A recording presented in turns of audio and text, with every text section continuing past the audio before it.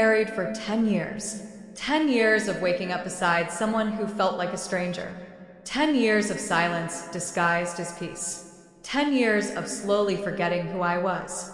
People often ask me why I stayed so long. They assume it was weakness, but they never ask how much strength it took to survive. This is my story. Not for pity, but so another woman doesn't suffer quietly the way I did. I grew up believing marriage was safety. I believed love meant endurance. I believed patience was proof of character. When he came into my life, he felt stable. Not expressive, but calm. Not romantic, but reliable. I mistook emotional distance for maturity. Our wedding day was beautiful. Smiles. Photos. Congratulations. No one saw the silence waiting for me. After marriage, things changed quietly. He stopped asking questions, stopped listening fully, stopped sharing himself. At first, I excused it. He's tired. He's stressed. He'll open up later. Later never came. I became the only one trying to connect. Days passed without affection. Weeks passed without meaningful conversation. I learned to eat alone, sleep alone, cry alone. Yet I was married. That contradiction slowly destroyed me. Somewhere along the way, I stopped expecting anything from him. Expectations only brought disappointment, so I learned to survive without them. I woke up early every day, not because I wanted to, but because sleep became my only escape, and waking meant facing reality again. I moved through my routines quietly, like someone afraid to disturb the air. I noticed that when I stopped talking, he didn't notice. When I stopped complaining, he felt relieved. When I stopped asking questions, the house felt more peaceful to him. That was when I realized something painful. My silence made his life easier. I started questioning my own needs. Was I too emotional? Too sensitive? Too needy? Society teaches women to endure. It praises patience. It glorifies sacrifice. So I told myself this was what marriage looked like. I compared myself to other women, women who laughed freely, who spoke confidently, who looked alive. I wondered what they had that I didn't. I wondered what I had lost. There were days I stood in front of the mirror and barely recognized the woman staring back. My eyes looked tired. My smile felt forced. I dressed not to express myself, but to disappear. I remember one particular evening. He came home late. No explanación. No apology. Just silence. I asked one simple question. Is everything okay? He looked at me like I was an inconvenience. That look stayed with me for years. From that day, I learned to ask fewer questions. I learned that curiosity was dangerous. Wanting clarity was interpreted as disrespect. Wanting emotional connection was seen as weakness. Slowly, fear replaced love. I became careful with my tone, careful with my words, careful with my emotions. I tiptoed around his moods like a child afraid of punishment. And the most painful part? I convinced myself this was normal. Then came the comparisons. He never directly insulted me. Instead, he praised other women in ways that made me feel small. He spoke about their intelligence, their calmness, their beauty. Sometimes it was subtle. Sometimes it was deliberate. Each comparison was a reminder that I was replaceable. I started trying harder. I cooked better meals. I dressed differently. I stayed quiet even when I was hurting. I thought if I became perfect, he would finally see me. But perfection only made me invisible faster. The first time I suspected betrayal, my body knew before my mind accepted it. The distance grew wider. His phone became guarded. His attention shifted elsewhere. I told myself I was imagining things. I didn't want to become that wife. The suspicious one. The insecure one. But truth has a way of surfacing. The day I found the messages, my hands shook so badly I had to sit down. It felt like the ground disappeared beneath me. My heart raced, not from shock, but from confirmation. I wasn't crazy. I wasn't insecure. I wasn't imagining things. I confronted him gently, Carefully. as if I was the one who had done something wrong. He didn't deny it. Instead, he explained, He told me I had changed. That I wasn't supportive enough. That I didn't make him feel appreciated. That he felt lonely. Lonely. I wanted to laugh. I wanted to scream. I wanted to ask how someone could feel lonely while being emotionally absent for years. But instead, I cried. And then I apologized. Yes. I apologized for his betrayal. That was the moment I lost something inside me. Even after that, I stayed. I stayed because I believed marriages survived storms. I stayed because I feared being judged. I stayed because I didn't know who I was without him. Days turned into months.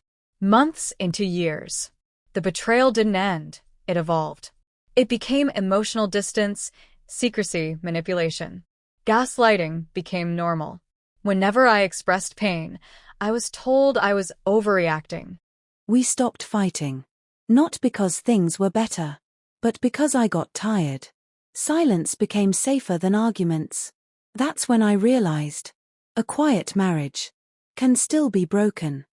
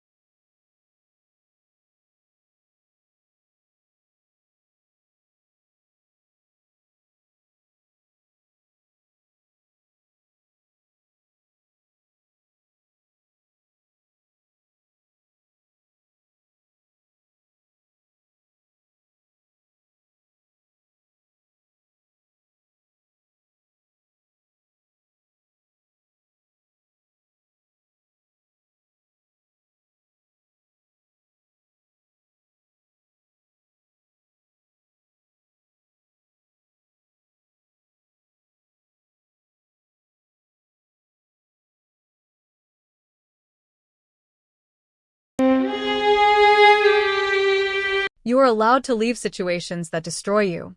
You are allowed to choose yourself. And one day, you will look back, not with regret, but with gratitude that you survived. After the divorce, silence returned, but this time, it was different. It was no longer the silence of neglect. It was the silence of healing. At first, I didn't know what to do with it. I had lived so long in emotional chaos that peace felt unfamiliar, almost uncomfortable. I would sit alone and wait for the anxiety to arrive, but sometimes it didn't. That confused me. I realized how deeply conditioned I had been to emotional pain. My body expected stress. My mind expected rejection. My heart expected disappointment. Healing is strange like that. It forces you to confront who you are without suffering. I had to rebuild myself from the ground up. I started by doing small things. I ate when I was hungry, not when it was convenient for someone else. I slept when I was tired, not when silence told me to. I spoke out loud, even when no one was listening, just to hear my own voice again. I cried a lot. Some days, for no clear reason. Other days, because memories resurfaced without warning. Healing doesn't move in a straight line. Some days you feel strong.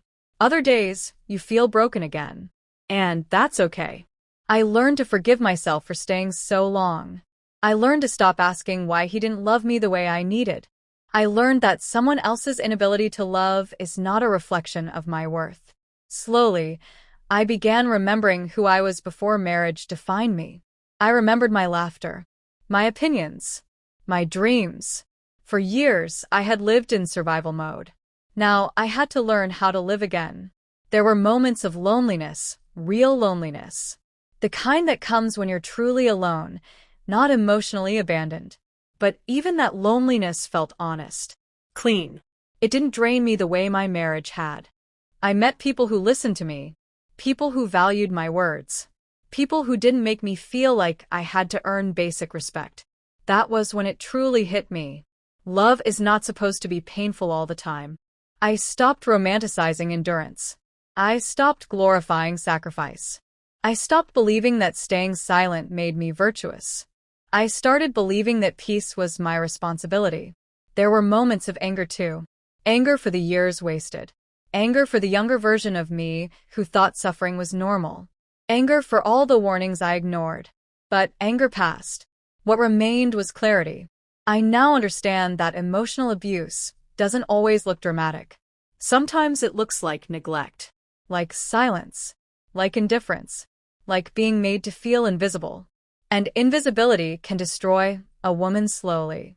If I could speak to the woman I was 10 years ago, I would tell her this. You are not asking for too much. You are not difficult. You are not weak for wanting love. You are human. To the woman listening right now, especially the one sitting quietly, questioning herself, wondering if she's the problem, I want you to hear me clearly. Love should not make you disappear. Marriage should not make you smaller. Commitment should not cost you your identity. If you are staying out of fear, know that fear is not a foundation for love. If you are staying because of shame, know that shame thrives in silence. If you are staying because you hope things will change, ask yourself how long you are willing to wait. Leaving does not make you a failure. Choosing yourself does not make you selfish. Sometimes the bravest thing a woman can do is walk away. Today, I live differently. I speak openly. I set boundaries. I choose peace, even when it's lonely. Especially when it's lonely. My life is not perfect. Healing did not erase all the scars. But my scars no longer control me. I survived. And so can you. If this story reached you, then it was meant for you. If it stirred something inside you, listen to that voice. If it made you uncomfortable, ask yourself why. You deserve a life where your presence is felt. You deserve love that feels safe. You deserve to exist fully. And if no one has told you this before, you are enough. You always were. If this story touched you, please like this video so it reaches more women who feel alone. Subscribe to this channel for real stories, healing conversations, and emotional truth. Comment, I choose myself, if you are ready to reclaim your life. And share this video with someone who needs to hear they are not alone.